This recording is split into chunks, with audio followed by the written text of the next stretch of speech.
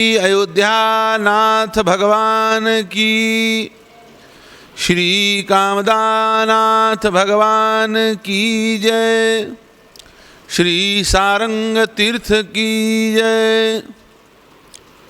प्रेम के साथ भगवान के मंगलमय नाम का स्मरण, तत्पश्चात स्वांतः सुखाय तुलसी रघुनाथ गाथा। परमात्मा श्री रामभद्र के मंगलमयी कथा सुधा रस सरिता में हम सब आप मिलकर के प्रेम पूर्वक अवगाहन करेंगे। भाव के साथ भगवान के मंगलमय नाम का कीर्तन हम सब आप मिलकर करें। सीताराम जय सीताराम, सीताराम जय सीताराम, सीताराम जय सीताराम, सीताराम जय। हम राधे श्याम जय राधे श्याम, राधे श्याम जय राधे श्याम, राधे श्याम जय राधे श्याम जय राधे श्याम, राधे श्याम जय राधे श्याम, राधे श्याम जय। हम सीताराम जय सीताराम, सीताराम जय सीताराम जय सीताराम, सीताराम जय सीताराम, सीताराम जय सीताराम जय। हम सीताराम जय सीताराम, सीताराम जय सीताराम, सीताराम जय।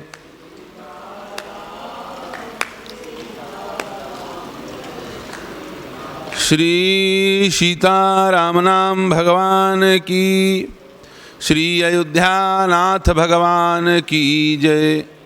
धर्म की जय हो, अधर्म का नाश हो, प्राणियों में सद्भावना हो, विश्व का कल्याण हो। गौ माता की जय हो, गौ हत्या। नमः पार्वती पतये हर हर महादेव। अचिंत्य अनंत परमानंद सुधा सिंधु, अशरण शरण कारण अकारण करण करुणा वरुणालय,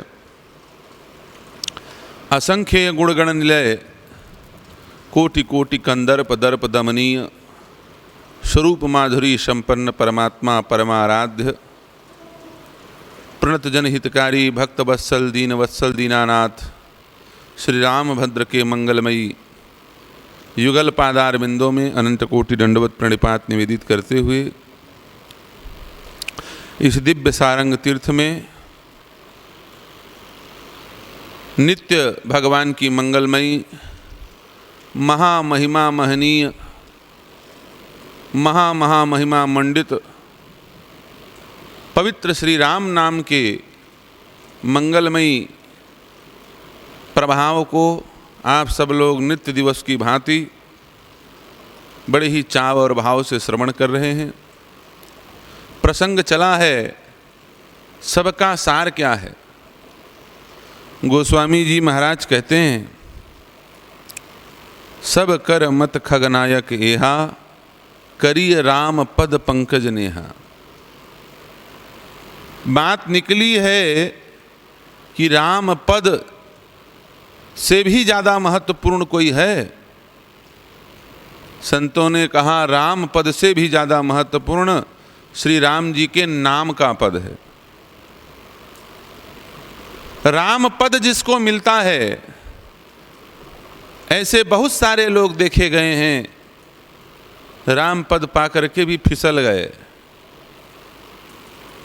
कहीं न कहीं भटक गए। बाद में राम जी ने उनको स्वीकार किया है।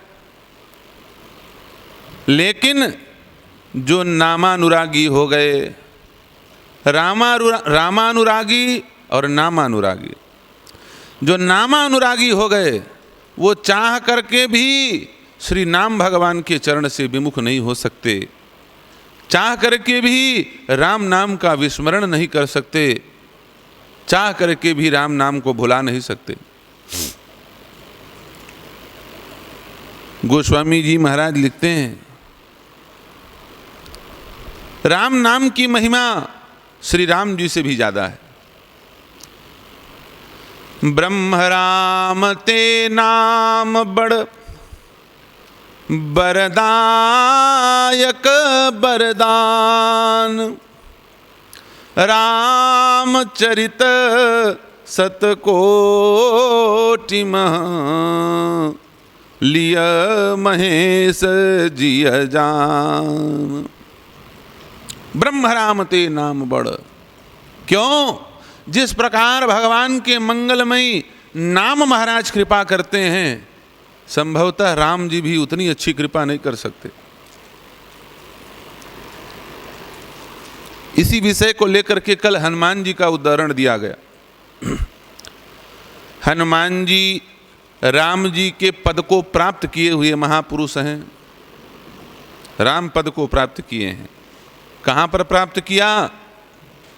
गोस्वामी जी लिखते हैं, जिस समय भगवान श्री राम ने सुग्रीव को आदेशित किया है सीता अन्वेषण के लिए, उस समय सुग्रीव जी ने समस्त वानरों को चारों दिशाओं में भेजने के लिए अलग अलग दल का निर्माण किया।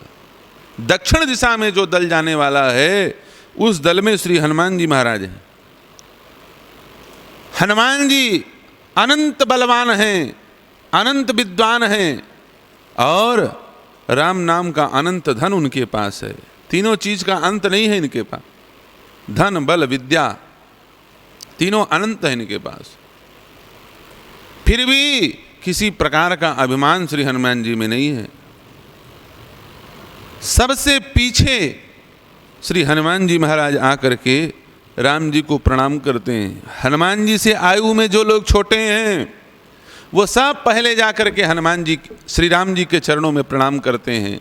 लेकिन हनुमान जी महाराज इतने श्रेष्ठ होते हुए भी वानरों के यूथ में प्रमुख होते हुए भी सदैव अपने आप को छिपा के रखते हैं, सदैव सहज बन करके रहते हैं, अकिंचन बन के रहते हैं। यह दास का प्रथम गुण है।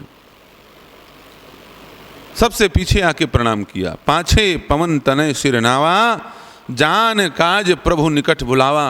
और इसी बीच में संत लोग कथा कहते कहते कभी हास्यरस, कभी शोक, कभी रौद्र, कभी विभत्स और कभी माधुर्य में आकर के हास्य इत्यादि का अवलंबन लेते हैं।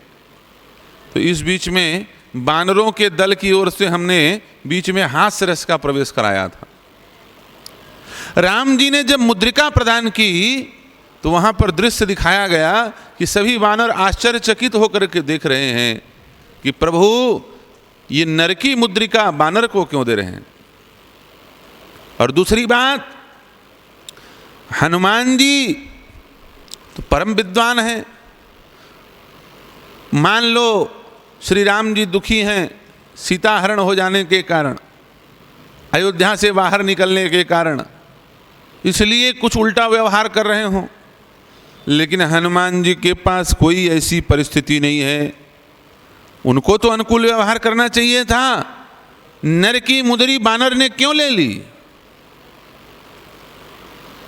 तर्क दिया जा सकता है, बानर को कुछ भी दो हाथ में रख लेता है। लेकिन हनुमान जी वानराकार हैं, लेकिन वानर थोड़ी हैं, वो तो परम विद्वान है। हनुमान जी के सारे कार्य वैदिक सिद्धांत से संपन्न होते हैं। ब्राह्मणों का कर्मकांड हनुमान जी ने स्वीकार किया है। कांधे मूज जनेऊ साजे, जनेऊ धारण किया हुआ है हनुमान जी ने। त्रिकाल संध्या नहीं, पंचकाल संध्या, संन्यास के कारण श्री हनुमान जी पंचकाल संध्या करते हैं, अखंड राम नाम का जाप करते हैं। किसी वानर के द्वारा यह कार्य संभव नहीं हो सकता। हनुमान जी महाराज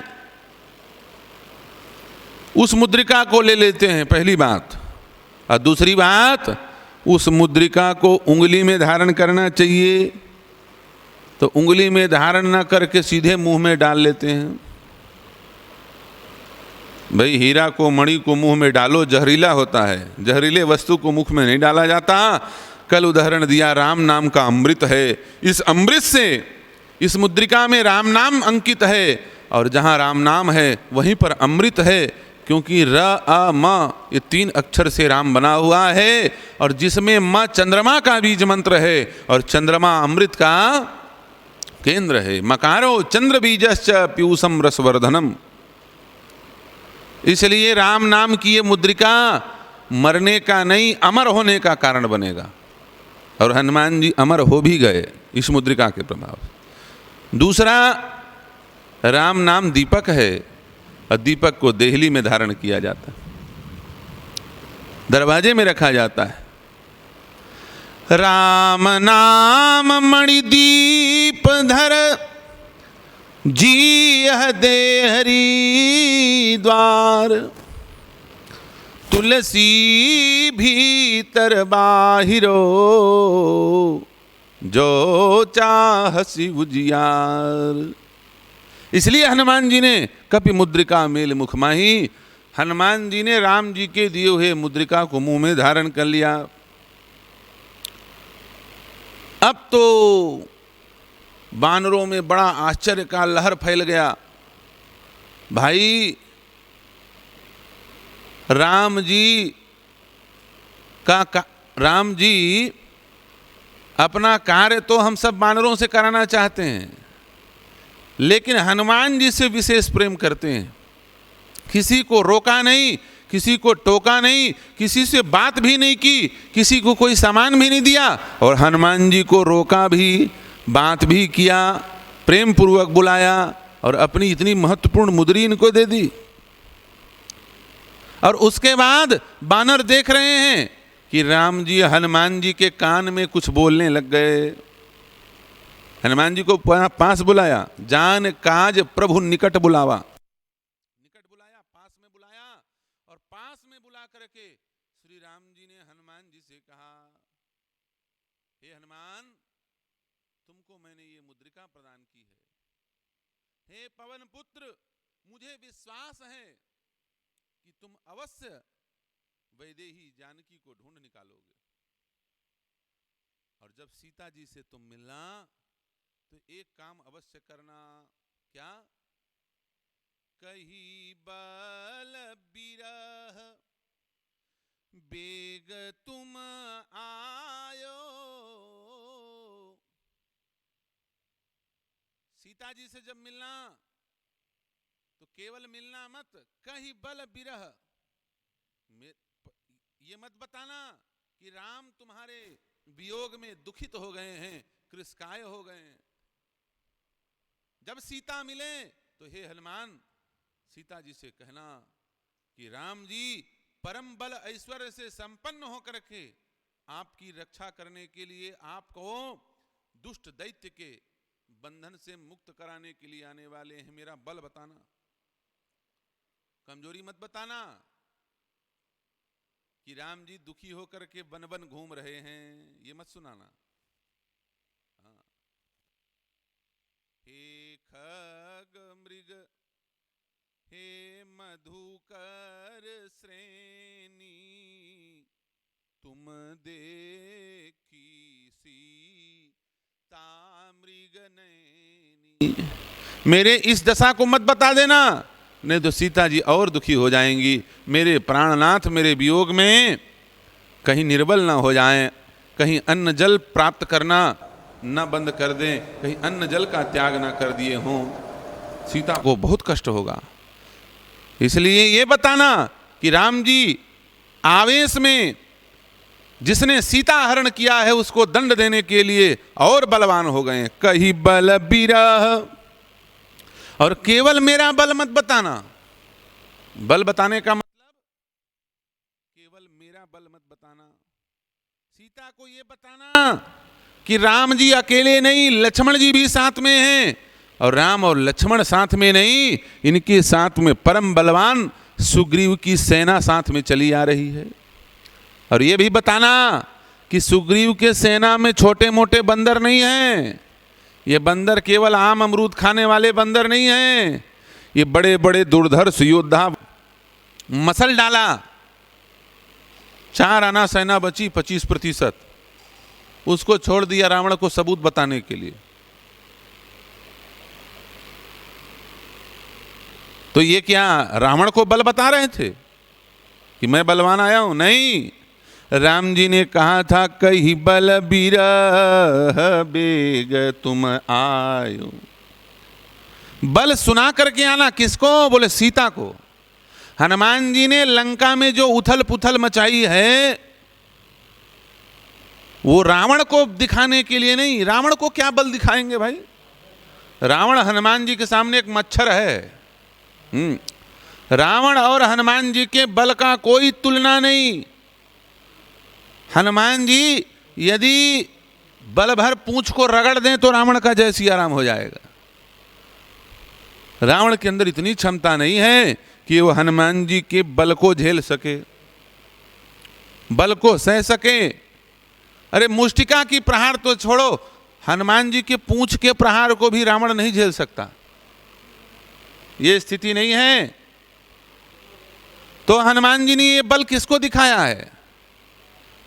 हनुमान जी ने अपना बल भगवती माता सीता जी को दिखाया है, क्योंकि सीता जी को धीरज धराना है ना। अधीर सीता जी है ना, सीता को धीरज धराना है। देखिए मां, जिसका मैं सेवक हूं उस सेवक का इतना बल है, तो स्वामी आएगा तो फिर रावण की कौन सी खैर है? और हम लोगों की भी जरूरत नहीं है। एक आध छोटा मोटा बंदर भेज देते राम जी, और उनके भेजने से जय सिया राम रावण का हो जाता। लेकिन फिर भी राम जी हम बंदरों को लेकर के आपको मुक्त कराने के लिए आ रहे हैं। क्यों? राम जी बानरों की सेना लेकर के सीता जी को मुक्त कराने के लिए गए। ये बात कोई व्यवहारिक है क्या? नहीं है भाई। आज के समय में ही मान लीजिए कोई किसी का अपहरण कर ले, अपहरण माने किडनैपिंग, तो कोई मूर्ख से मूर्ख व्यक्ति भी अपहरित व्यक्ति को छुड़ाने के लिए बानर लेके नहीं जाएगा, पुलिस वाले को लेके जाएगा। भाई हमारे पत्नी का हरण हो गया है, हमारे पत्नी को जेल में बंद कर दिए हैं, किडनैप कर लिए हैं, चलो भाई छुड़वाने के लिए पुलिस लेके जाएंगे। और राम जी स्वयं भगवान हैं। भगवान क्या बंदर को लेकर के अपने पत्नी को छुड़ाने के लिए जाएंगे? नहीं। फिर राम जी बानर को लेकर के क्यों गए, बंदरों को लेकर के क्यों गए? गोस्वामी जी कहते हैं राम जी बानरों को सीता को छुड़ाने के लिए नहीं ले जा रहे हैं, दुनिया को दिखाने ले जा रहे हैं कि देखो बड़ा डंका पीटा हुआ है, घूम रहा है रावण, अपने आप को बड़ा बलवान समझता है। हम इससे अपनी पत्नी को कोई युद्ध कर करके छीनने नहीं आए हैं, खेल खेल में लूट वापिस लेने आए, खेल खेल में इसको मारेंगे, इसकी पूरी सेना को मारेंगे। गोस्वामी जी महाराज लिखते हैं कौतुक लाग संग कपि सेना। राम जी ने बानरों की सेना कौतुक के लिए रखी हुई है। कोई रावण को रावण से लड़ने के लिए सेना नहीं ले जा रहे हैं। इसलिए हनुमान जी महाराज ये दुनिया भर का जो बल दिखा रहे हैं ये रावण को नहीं दिखा रहे हैं। रावण हनुमान जी के बल को नहीं संभाल सकता। हनुमान जी का बल कितना भयंकर। श्री हनुमान बाहुक में गोस्वामी तुलसीदास जी महाराज लिखते हैं महाभारत के युद्ध में एक तरफ कौरवों की सेना और एक तरफ पांडवों की सेना। कौरव की सेना समुद्र के समान और पांडवों की सेना छोटी सी नाव के समान। द्रोणश्च विप्लुष्ट मिदम मदंगम, भयंकर समुद्र के समान कौरव सेना सामने है और छोटी सी जैसे नाव समुद्र के बीच में तैर रही हो वैसे पांडव। दुर्योधन बड़े अभिमान से भर करके कुरुक्षेत्र के रणांगण में गरज रहा था कि हम ही जीतेंगे, पूरा भरोसा हो गया कि अब पांडवों का खेल खत्म। अर्जुन भी हतोत्साहित थे, पांचों पांडव भी हतोत्साहित थे, इतनी बड़ी सेना, और एक तरफ वासुदेव हमारे हैं, चक्र भी नहीं रखा हुआ है हाथ में, अस्त्र शस्त्र भी धारण नहीं करेंगे, लेकिन फिर भी भगवान कुछ ना कुछ करेंगे। मन में हल्का फुल्का तो कुछ था ही। भगवान ने देखा जब पांडवों के सूखते हुए उस मुख को, हतोत्साहित हुए उस मुख को, तो भगवान श्री मदन मोहन कृष्ण ने, द्वारिकाधीश ने हनुमान जी का आवाहन किया। पांडवों, तुम घबरा रहे हो, घबराने की आवश्यकता तुम्हें नहीं, तुम्हें डरने की आवश्यकता नहीं, डरना तो इन कौरवों को है। अभी देखो तुम्हारी रक्षा करने वाले भक्त और भगवान दोनों यहाँ उपस्थित हो रहे हैं। भगवान तो पहले से ही थे, अभी हमारे भक्तराज हनुमान नहीं आए हैं, वो बल के देवता हैं, जिधर वो अपना हाथ रख देंगे वही व्यक्ति जीतेगा। युद्ध के देवता श्री हनुमान जी महाराज हैं। भगवान श्री कृष्ण ने हनुमान जी का आवाहन किया, और जैसे ही हनुमान जी महाराज कुरुक्षेत्र में पहुंचे हैं, गोस्वामी तुलसीदास जी महाराज हनुमान बाहुक में लिखते हैं, भारत में पारथ के रथ के तू कपिराज, गाज सुन कुरुराज दल हल बल भो, कहो द्रोण भीषम समीर सुत महावीर, वीर रस बारी निधि जाको बल जल भो। महाभारत, भारत में पारथ के, भारत माने महाभारत, भारत में पारथ के, भारत माने महाभारत, पार्थ माने अर्जुन, पारथ के रथ केतु कपिराज, रथ केतु माने ध्वजा। जैसे भगवान श्री कृष्ण ने हनुमान जी को बुलाया तो प्रबल प्रभंजन मारुति नंदन अमित विक्रम श्री हनुमंत लाल जी महाराज जय श्री राम का उद्घोष करते हुए आकर के अर्जुन के ध्वजा में बैठ गए, रथ के ध्वजा में। भारत में पारथ के रथ केतु कपिराज। और हनुमान जी जब आते हैं कहीं पर तो चुपचाप नहीं आते, और कहीं से जाते हैं तो भी चुपचाप नहीं जाते। महाभारत के युद्ध में हनुमान जी आए तो कैसे आए? सिंहनाद किया, बड़े भयंकर गर्जना करते हुए, जय श्री राम। भारत में पारथ के रथ के तू कपिराज, गाजे सुन, जैसे गाज गिर गया हो बिजली की। इतना भयंकर उग्र रूप धारण करके हनुमान जी महाराज पिंग नयन भृगुटी कराल रसना दस आनन, कपिस केस करकस लंगूर खलदल बल भानन। भयंकर उग्र रूप धारण करके श्री हनुमान जी महाराज कौरव दल को व्यथित करने के लिए, उनके साहस को, अभिमान को विदीर्ण कर देने के लिए अर्जुन के ध्वजा में आकर के बैठ गए। हनुमान जी आते हैं तो गर्जना करके, और जाते हैं तो गर्जना करके। देखो यहाँ आए तो गर्जना करके आए, और लंका में सब जला भूल करके जब पूरी लंका जल गई और जाने लगे तब बोले सिंहनाद कर बारंबारा।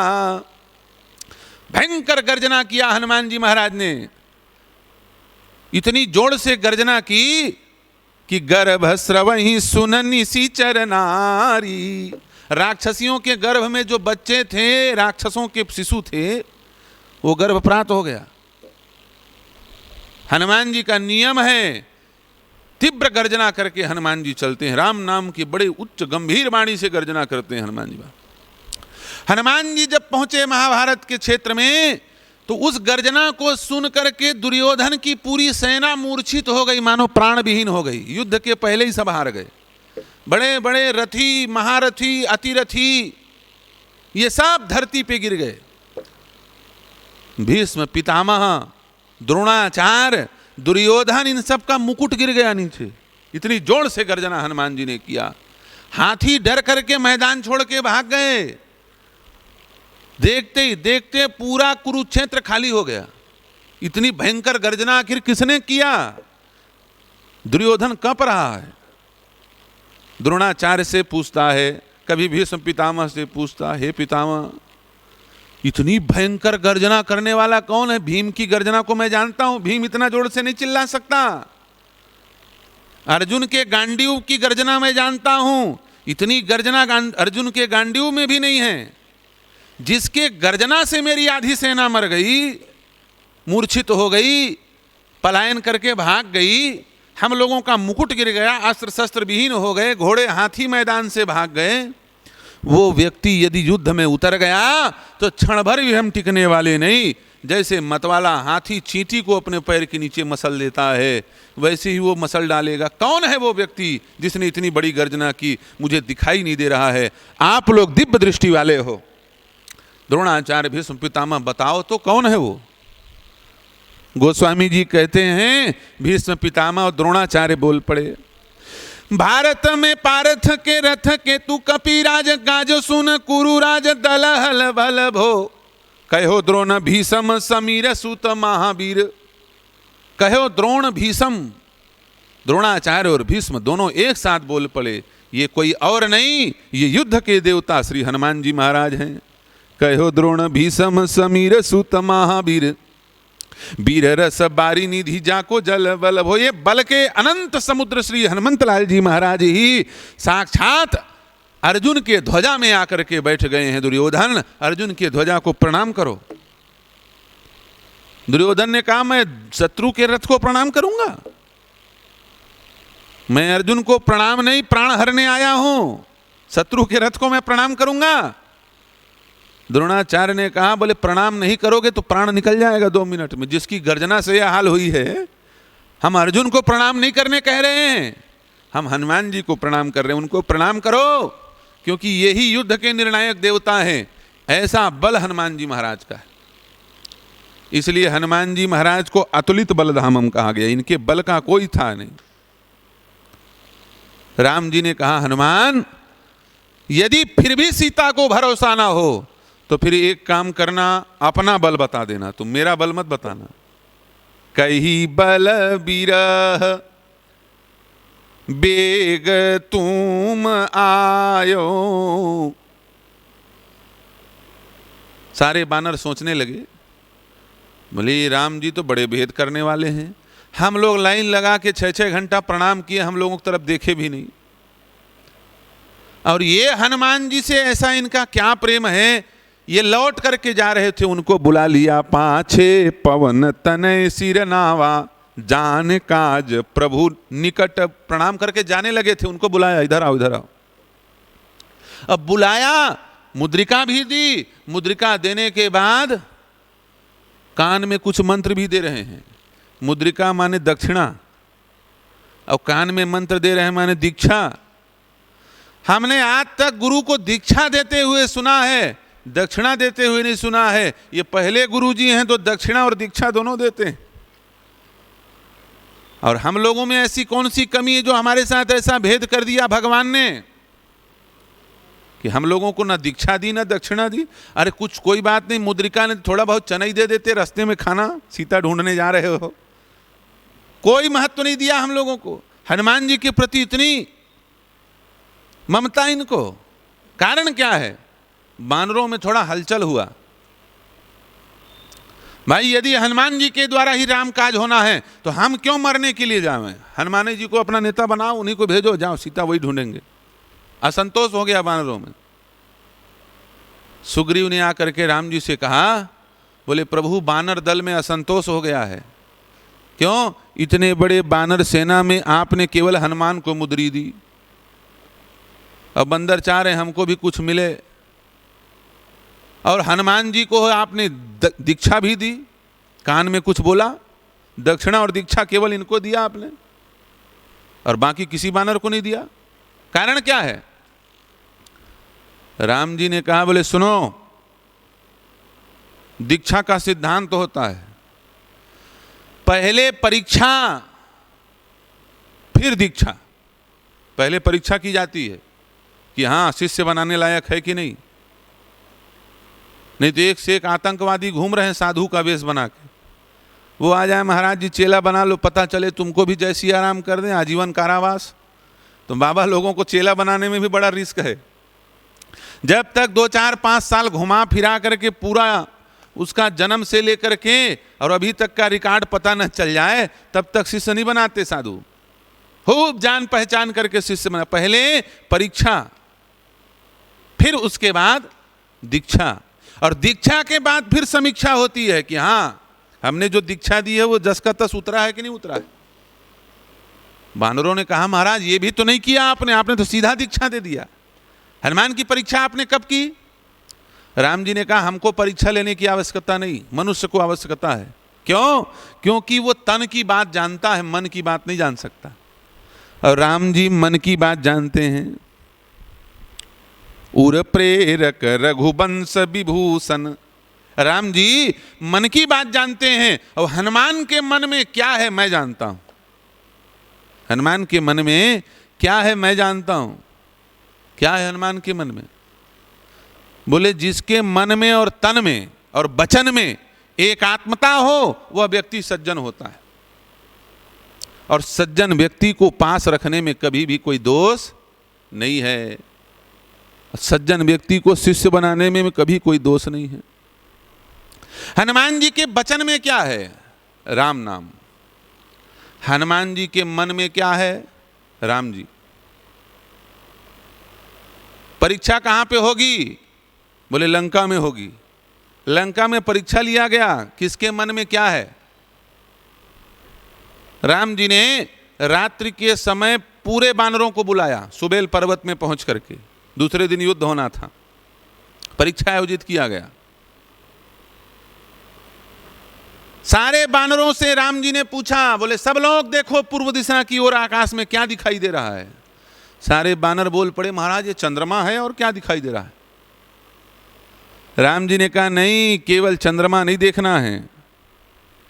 प्रभु कह शशि मह में चकताई, ये चंद्रमा में दिख क्या रहा है ये बताइए आप। ये बीच में कुछ छाया छाया दिख रही है चंद्रमा के अंदर, ये क्या है? पूरब दिशा बिलो की प्रभु देखा उदित मयंक, शशिमह मृगपति या सरिस छाया परी असंक। ये चंद्रमा के बीच में सिंह के समान जो छाया दिख रही है ये क्या है? सब लोग अपने अपने विचार प्रकट करो। सबसे पहले सुग्रीव बैठा था। सुग्रीव बोल पड़े, क्योंकि सुग्रीव अपने आप को मुख्य व्यक्ति समझते हैं, राजा समझते हैं, राजा है भी। सबसे पहले सुग्रीव बोल पड़ा। गोस्वामी जी कहते हैं महाराज मैं बताऊं क्या है? राम जी ने कहा बताओ। सुग्रीव कहते हैं कह सुग्रीव सुनौ रघुराई, शशिमह प्रगट भूमि की छाई। ये चंद्रमा में जो ये काला काला दिख रहा है ये कुछ और नहीं, ये धरती की छाया है। कह सुग्रीव सुनहु रघुराई, शशिमह प्रकट भूमि की छाई। अच्छा, एक तरफ सुग्रीव बैठे थे, दूसरी तरफ अंगद बैठे थे, उनके भतीजा। राम जी मुस्कुराने लगे, मुस्कुराते हुए देखे अंगद की तरफ, बताओ क्या कैसे बोल रहे हैं? सुग्रीव ठीक बोल रहे हैं? अंगद जी ने कहा महाराज अब कुछ बुलवाइए मत। क्यों? क्योंकि घर ही के रिश्ते नाते में हैं, इनके बात हम काटेंगे तो मामला गड़बड़ हो जाएगा। पहले से हमारी इनकी दुश्मनी चल रही। राम जी ने कहा दुश्मनी चल रही है? अंगद ने कहा महाराज कट्टर दुश्मनी है, वो तो आप आ गए, नहीं तो जायदाद में कब्जा न कर ले कह के मार डालते हमको। पिता बधे पर मारत मोही, राखा राम निहोर नवोही। जिस दिन आपने मेरे पिता बाली को मारा था उस दिन सुग्रीव मुझे भी मार डालता, लेकिन बीच में आप आ गए और मेरे पिता ने बड़ी बुद्धिमानी की, मरते समय मेरे को आपके गोद में समर्पित कर दिया। मरते समय बाली ने क्या किया था? मरते मरते बाली ने अंगद का हाथ राम जी के हाथ में सौंप दिया। बोले मैं मर रहा हूं, मेरे बेटे को गोद ले लो, क्योंकि मुझे पता है यदि आपने अंगद को छोड़ा तो सुग्रीव मार डालेगा। क्योंकि उत्तराधिकारी राज्य का राजा का पुत्र होता है, भाई नहीं होता है। संपत्ति का उत्तराधिकारी पुत्र होता है, भाई नहीं। अंगद जी कहते हैं पिता बधे पर मारत मोही, राखा राम निहोरन ओही। वो तो आपने रक्षा कर ली महाराज, इसलिए मेरी रक्षा में जीवित हूं। और जब अब सब कुछ सुरक्षित है तब आप क्यों पूछ रहे हो मुझसे कि तुम्हारे चाचा जी कैसे कह रहे हैं, क्या कह रहे हैं? राम जी ने कहा तुम मरने से डरते हो क्या, तुम्हें कोई भय है क्या? अंगद ने कहा हाँ चाचा जी का तो भय है ही है, सुग्रीव जी का। राम जी ने कहा राम के चरण में आने वाला कभी भयभीत नहीं होता, निर्भय होता है, बोलो तुम निशंक हो करके। अंगद ने कहा जब आप विश्वास दिला रहे हो कि मैं रक्षा करूंगा तब मुझे कोई दिक्कत नहीं। यदि ऐसी ही बात है तो बिल्कुल खुली बात है, अंकल जो बोल रहे हैं हमारे चाचा जी ये बिल्कुल झूठ बोल रहे हैं, ऐसा हो नहीं सकता। कहाँ चंद्रमा ऊपर और कहाँ पृथ्वी नीचे? छाया ऊपर से नीचे आती है कि नीचे से ऊपर आती है? सूर्य का प्रकाश पड़ रहा है, आप यहां हो तो छाया वहां बनेगी आपकी। चंद्रमा ऊपर है, पृथ्वी नीचे, नीचे की छाया ऊपर कैसे जाएगी? राम जी ने कहा फिर पृथ्वी की छाया नहीं तो क्या है तुम बताओ। अंगद जी ने कहा महाराज मैं बताता हूं वास्तविक बात क्या है। अंगद जी महाराज कहते हैं लेकिन मेरा नाम मत लिखवाना कि मैंने कहा, मैं आपको चुपके बता रहा हूं। अंगद ने ये बात कही है, ये बात आउट मत हो, किसी से बोलना मत। हाँ कई महत्वपूर्ण बात होती है ना तो लोग कहते हैं आपको बता रहा हूं किसी दूसरे को मत बताना, भाई मामला बिगड़ जाएगा, पहले बोल लेते हैं, जगह बना लेते हैं अपना। गोस्वामी जी ने अंगद का नाम नहीं लिखा, तुलसीदास जी महाराज लिखते हैं मारे राहु ससिह कह कोई उर मह परी श्यामता सोई। को कह जब विधि रति मुख कीन्हा सार भाग ससी कर हर लीन्हा। को कह जब विधि रति मुख कीन्हा। अंगद बोलते हैं महाराज जब ब्रह्मा जी ने कामदेव की पत्नी रति को बनाया, जब कामदेव को बनाया तो पूरे सृष्टि की सुंदरता कामदेव में लगा दिया, अब सुंदरता बची नहीं। कामदेव कहें महाराज हम इतने सुंदर है, हमारे पास कोई पत्नी ही नहीं, पत्नी दे दो। अब सुंदरता थी नहीं तो क्या करें, काली कलूटी दे दिया, बोले यही तुम्हारी पत्नी है जाओ। अब कामदेव रोए, बोले महाराज हम इतने सुंदर, अब हमारी पत्नी इतनी काली कलूटी, समाज में हंसी होती है, इसको भी थोड़ा सुंदर कर दो। ब्रह्मा ने कहा कहां से सुंदर कर दें जब सुंदरता बची नहीं, खजाना खाली है, कहां से सुंदर कर दें? बोले आप सुंदर नहीं कर सकते तो हमें मार डालो। कामदेव ने जब कहा हम आत्महत्या कर लेंगे या फिर मार डालो, ब्रह्मा जी ने कहा अरे नहीं नहीं ऐसे में तो मामला गड़बड़ हो जाएगा, ठीक है जोड़ी बराबर होनी चाहिए। तो रति को सुंदरता दिया, कहां से? सुंदरता थी नहीं तो ब्रह्मा जी ने चोरी कर लिया, चंद्रमा की सुंदरता को छीन लिया। दो तुम्हारी सुंदरता हमने दिया है, ला वापिस करो, हमारा चीज हम वापिस ले रहे। चंद्रमा दे नहीं रहा था, ब्रह्मा जी ने हाथ फैलाया और चंद्रमा की कुछ सुंदरता को छीन करके रति के ऊपर डाल दिया। को कह जब विधि रति मुख कीन्हा सार भाग ससी कर हर लीन्हा।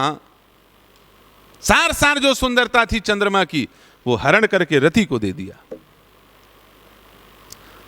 तो चंद्रमा की सुंदरता को छीनने के कारण जहां पर सुंदरता कम हुई है वही जगह ये काला काला दिखाई दे रहा है। अब क्या था, बगल में विभीषण बैठे हुए थे, विभीषण से पूछा गया ये क्या ठीक कह रहे हैं? विभीषण ने कहा महाराज वो तो अंगद है, बच्चा है, कुछ का कुछ बोल रहा है, वो वास्तविक बात मैं बता रहा हूँ यही सही है। ये तो बच्चे लोग हैं, कुछ का कुछ बोलते रहते हैं, वैसा कहाँ ब्रह्मा जी चंद्रमा, उनके पास क्या सुंदरता, वो सृष्टि रचयिता है, नहीं सुंदरता बना देते तो क्या बात है? विभीषण जी महाराज कहते हैं वास्तविकता ये है कि ना वो धरती की छाया है ना ब्रह्मा के द्वारा हरी गई सुंदरता है। वास्तविकता तो ये है मारे राहु ससिह कह कोई। राहु ने एक लात मारा है खींच करके चंद्रमा के छाती में, ग्रहण लगाते समय काबू में नहीं आ रहा था चंद्रमा, तो एक लात मार दिया, पकड़ में नहीं आता है। और ऐसा लात मारा है कि चंद्रमा की छाती में कजरी पड़ गई है। मार्यो राहु ससिह कह कोई, उर्महि परी श्यामता सोई। ये वही श्यामता उसके हृदय में पड़ी हुई है और कोई बात नहीं है। सब लोग अपनी अपनी बात बता रहे हैं, लेकिन वास्तविक बात कोई नहीं बता पा रहा है। देखो, ये सब महापुरुष हैं, लेकिन सब अलग अलग भाषा बोल रहे हैं।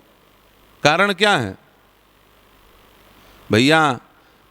भगवान ने संसार को ऐसे ही बनाया है, जैसी दृष्टि वैसी सृष्टि। हर व्यक्ति का मन अलग है और संसार को देखने का नजरिया अलग है। नेता जब किसी संत के पास जाएगा तो मैं चुनाव जीत जाऊं, नेता बन जाऊं, ये सोच करके जाएगा। दुकानदार कोई जब जाएगा, महाराज जी की बड़ी भारी भीड़ लगती कथा में, मैं दुकान लगा लूं, कुछ रुपया पैसा मिल जाए, नरियल उरियल बिके, ये सोच करके जाएगा। और भक्त जाएगा तो ये सोच करके जाएगा कि महाराज जी बड़े सुंदर कथा सुनाते हैं, उसको सुनने से मेरे हृदय की अपवित्रता दूर हो जाएगी, मल दूर हो जाएगा। अलग अलग दृष्टि, अलग अलग सृष्टि, ये संसार का नियम है। तो बड़े बड़े महापुरुषों में भी मतभेद होता है, लेकिन मनभेद नहीं होता है। अभी भी मतभेद चल रहा है बहुत। कई बड़े महापुरुष कह रहे हैं राम जन्मभूमि का मुहूर्त अच्छा नहीं है, और कई महापुरुष कह रहे हैं कि सुदिन सुमंगल तबहि जब राम हो ही जुबराज। राम जी जिस दिन राजा बनेंगे, जिस दिन राम जी विराज जाएंगे, वहीं सब कुछ शुभ हो जाता है। राम जी जहां पहुंच जाए वहां मंगल अमंगल का ध्यान नहीं किया जाता। राम जी कौन है?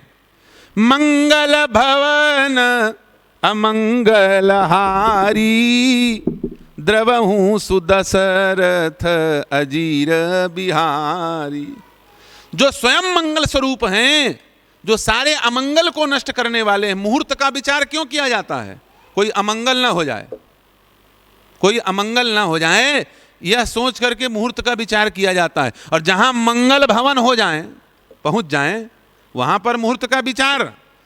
तो हमारे विचार से तो मुहूर्त का विचार ही नहीं करना चाहिए, क्योंकि मंगल भवन का घर बन रहा है। लेकिन कई लोग कह रहे हैं, वो भी सही बात है, शास्त्र का वचन है कि मुहूर्त अनुष्ठान जिस समय तक चले तब तक होना चाहिए। केवल 12 मिनट का मुहूर्त है, अब 12 मिनट में क्या होगा? ये भी बात अच्छी है। लेकिन फिर भी भारत की जनता इतने दिनों से राम मंदिर बनने की प्रतीक्षा कर रही है, और शास्त्र में एक सिद्धांत और है, शुभस्य शीघ्रम। शुभ कार्य को विलंब नहीं करना चाहिए। हम तो 5 अगस्त की नहीं, अभी इसी वक्त मुहूर्त होना, भूमि पूजन होना चाहिए, ये कहते हैं। वही शास्त्र कहता है उत्तम मुहूर्त में कार्य हो, वही शास्त्र कहता है शुभस्य शीघ्रम। शुभ कार्य को करने के लिए प्रतीक्षा नहीं करनी चाहिए, ज्यादा डिंडोरा नहीं पीटना चाहिए, तत्काल करो जो करना है। सबका नजरिया अलग अलग। सुग्रीव का नजरिया क्या है? वहां धरती है। क्यों? सुग्रीव के मन में, दिमाग में सब जगह धरती भरी है, क्योंकि सुग्रीव जमीन विवाद से फंसा हुआ व्यक्ति है। इसको जमीन ही दिखता है सब जगह, हाँ जमीन बढ़िया है यहाँ पे मंदिर के चारों तरफ। कोई प्रॉपर्टी डीलर आएगा तो वो सोचेगा कि यहाँ पे जमीन बढ़िया है, उसके दिमाग में जमीन भरा हुआ। ये जमीन विवाद से फंसा हुआ व्यक्ति है, और इसके इतना जमीन के बारे में कोई दूसरा नहीं जानता। ये जमीन का विशेषज्ञ है सुग्रीव। पूरी धरती को इसने छान मारा है, कोई ऐसी जगह नहीं है जहां ये बाली के भय के मारे न गया हो। ताके भय, खुद कह रहा है सुग्रीव, ताके भय रघु वीर कृपाला, सकल भुवन में फिरे वो बिहाला। बाली के भय के मारे हे रघुवीर, मैं पूरी धरती नहीं 14 भुवन। आप मेरे से प्लाट लेना है, बताओ कहाँ चंद्रमा में लेना है, मंगल ग्रह में, सब जगह में बेचने को तैयार हूं। ऐसा गजब का प्रॉपर्टी डीलर है सुग्रीव, भू विशेषज्ञ है, हर जगह के जमीन के बारे में जानता है। इसीलिए राम जी ने कहा सुग्रीव यदि ढूंढने भेजेगा सीता को, तो फिर कोई ऐसी जगह नहीं है जहां पर रावण सीता को छिपा सके, क्योंकि सुग्रीव धरती का कोना कोना, धरती को तो छोड़ो 14 भुवन का कोना घूमा है बाली के भय से बचने के लिए, बाली के त्रास से बचने के लिए, और घूमते घूमते इसने ऋषमुख को खोज लिया कि यहीं बचूंगा। तो इसको सब जगह धरती दिखाई दे रही है, चंद्रमा में भी धरती दिखाई दे रही है। जैसा मन वैसा, जैसी दृष्टि वैसी सृष्टि। और अंगद को क्या लग रहा है? को कह जब विधि रति मुख कीन्हा, सार भाग शशि कर हर लीन्हा। चंद्रमा की सुंदरता का हरण हो गया है। हरण वरण कुछ नहीं हुआ है, लेकिन फिर भी लग रहा है कि हरण हो गया। क्यों? क्योंकि अंगद को लगता है हमारे बाप के चीज को हमारे चाचा ने हड़प लिया। भाई बाली राजा थे तो बाली का बेटा राजा होना चाहिए था, भाई क्यों राजा हो गया? अब हम क्या कर सकते हैं, राजा बन गए सो बन गए, राम जी ने तिलक दे दिया, कोई बात नहीं। इनको लेकिन अंदर से कसक है अंगद जी को कि मेरी प्रॉपर्टी, मेरा पद, मेरा सिंहासन मेरे काका सुग्रीव के पास चला गया। इसलिए उनको चंद्रमा में भी हरण दिखाई दे रहा है। हाँ, सब जगह लूटपाट मचा हुआ है। जिसके घर में चोरी हुई हो वो जब दूसरे घर में जाता है तो चारों तरफ देखता है, सबसे पहले कहे खिड़की ऐसा क्यों रखे हो, चोर घुस जाएगा। दूध का जला छाछ भी फूंक फूंक करके पीता है। अच्छा, और मजे की बात, विभीषण क्या कह रहा है? विभीषण ने तो कह दिया मारो राहु शशि कह कोई, उर्मह छाती में एक लात मारा है खींच करके। किसने? राहु ने। विभीषण कह रहा है राहु ने चंद्रमा के छाती में लात मारा है। क्यों? विभीषण को दसों दिशाओं में लात ही लात दिख रहा है। दशानन ने लात मारा है खींच करके छाती में। और रावण का लात कोई साधारण है जी? है? रावण का लात कोई साधारण है? गोस्वामी जी कहते रावण के लात का प्रभाव देखो। हाँ, इसका लात कैसा है? बोले चलत दशानन डोलत अवनी, चढ़त मत गज जिमिल घुतरनी। जैसे कोई बहुत बड़ा विराट मत वाला हाथी मदिरा पी करके छोटे से नाव में चढ़ जाए, उस नाव की हालत क्या होगी? जैसे नाव डगमगाने लगता है, वैसे ही जब रावण क्रोध में भर के चलता है तो पूरी धरती कांपती है। ऐसा लात, उस लात से एक लात मारा है खींच करके विभीषण के छाती में। तात लात रावण मोहि मारा। इतना बलवान व्यक्ति और छाती में लात मारा। अच्छा, कोई हल्का ही झापड़ मार दे कमजोर आदमी तो छत्तीसगढ़ी में कहते हैं इतना जोर से झापड़ मारा है उसने कि आंख चौंधिया गया। कहते हैं ना, आंख चौंधिया गया, दिखना बंद हो जाता है कुछ नहीं। और रावण लात मारेगा तो विभीषण को अभी तक ठीक से दिख नहीं रहा है। वो केवल रावण का लात दिखा था उस समय, उसके बाद से वो केवल लाता ही लात दिख रहा है। संसार में कुछ नहीं दिख रहा है। धरती की छोड़ो, चंद्रमा में भी लात देख रहा है विभीषण। मारे उन लात शशि कह कोई, उर्महि परी श्यामता सोई। सबके मन की बात, सब अपने अपने दृष्टि से सृष्टि का बखान कर रहे हैं। राम जी ने कहा अब यही परीक्षा है कि हनुमान के मन में क्या है, अब हनुमान प्रकट कर दें। हनुमान जी से पूछा, बताओ हनुमान तुम्हें क्या लगता है ये चंद्रमा में जो काली माँ दिखाई दे रही है क्या है? श्री हनुमान जी महाराज कहते हैं प्रभु मैं तो आपका दास हूँ, मुझे संसार में आपके सिवाय कुछ दिखता नहीं है। ये चंद्रमा में भी मुझे आप ही दिखाई दे रहे हैं। कैसे? हनुमान जी महाराज कहते हैं कह हनुमंत सुनो प्रभु, कह हनुमंत सुनो प्रभु, शशि तुम्हार प्रियदास, तव मूर्ति उर विधु बसती, सोई श्यामता आभास।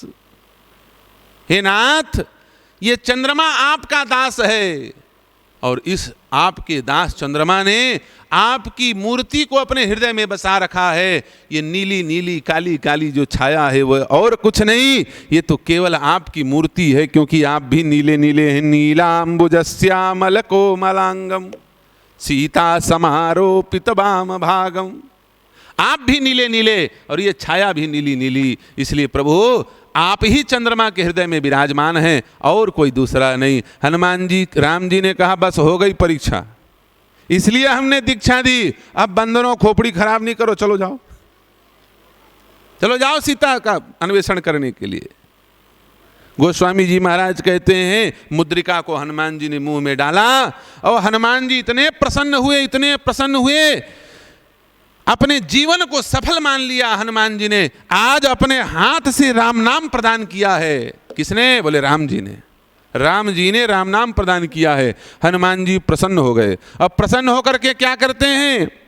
हनुमत जन्म सुफल करी माना, चले वो हृदय धरी कृपा निधाना। हनुमत जन्म सुफल करी माना, चले हृदय धरी कृपा निधाना। हनुमान जी ने राम जी को प्रणाम किया और जोर से पकड़ करके अपने हृदय में भर लिया।